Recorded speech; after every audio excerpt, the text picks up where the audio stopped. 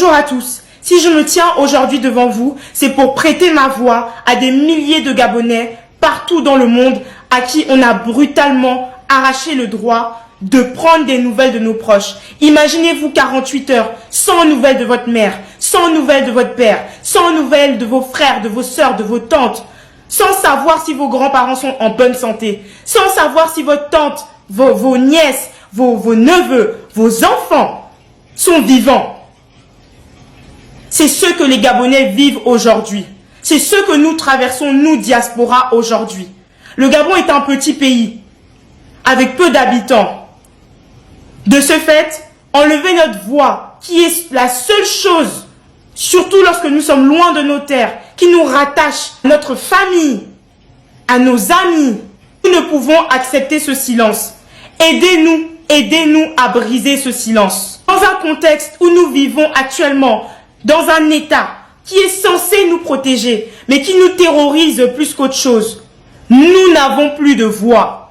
Pour certains, nous n'avons même pas eu le droit d'exprimer notre droit de vote. Nous n'avons pas de nouvelles de nos proches. Nous avons aussi l'interdiction d'être rassurés. Au nom de tous les Gabonais, j'aimerais dire que nous sommes inquiets. Nous sommes anxieux pour certains quant à notre avenir incertain. Pour la plupart d'entre nous, nous sommes des étudiants à l'extérieur. Nous dépendons financièrement de nos parents. Vous comme moi sommes d'accord pour dire qu'en cette période de rentrée, le droit à l'éducation, un des droits les plus fondamentaux, surtout pour des mineurs, surtout pour des enfants, pour des personnes qui étudient, que le droit à l'éducation est l'un des droits les plus fondamentaux, que personne, et surtout pas notre État, devrait nous restreindre. Aujourd'hui, ce qui se passe au Gabon, ça pourrait se passer chez vous, ou ça s'est même déjà produit chez vous. Quand est-ce que les gouvernements africains vont-ils arrêter, lors de périodes électorales, de nous couper, de nous arracher cette voix? Jusqu'à quand, mon Dieu? Jusqu'à quand? Nous arracher cette voix, c'est nous interdire d'exercer encore une fois nos droits les plus fondamentaux, à savoir la liberté d'expression. C'est juste interdire de supporter notre candidat à l'élection présidentielle. Surtout que cette coupure subvient après que des fraudes électorales aient été annoncées par le camp de l'opposition. Pourquoi est-ce que tout le peuple gabonais devrait être sanctionné par rapport à ces déclarations?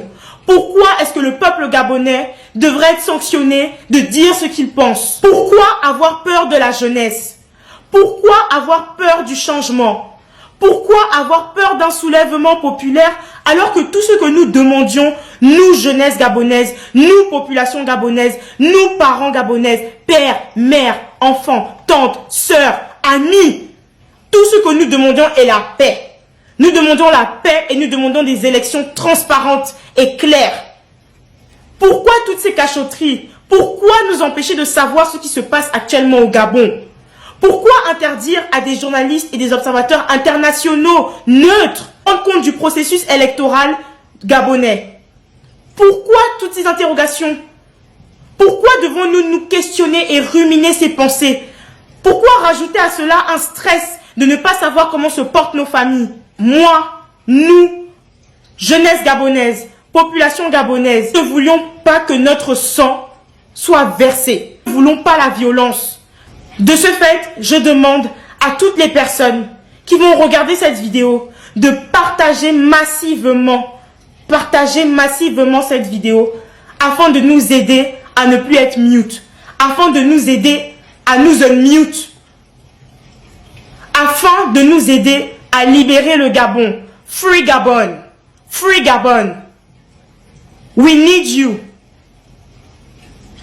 J'appelle les instances internationales, la CEMAC, la CEDEAO, l'Union africaine, qui sont censées protéger nos droits, qui sont censées nous protéger, nous, jeunesse, nous, population.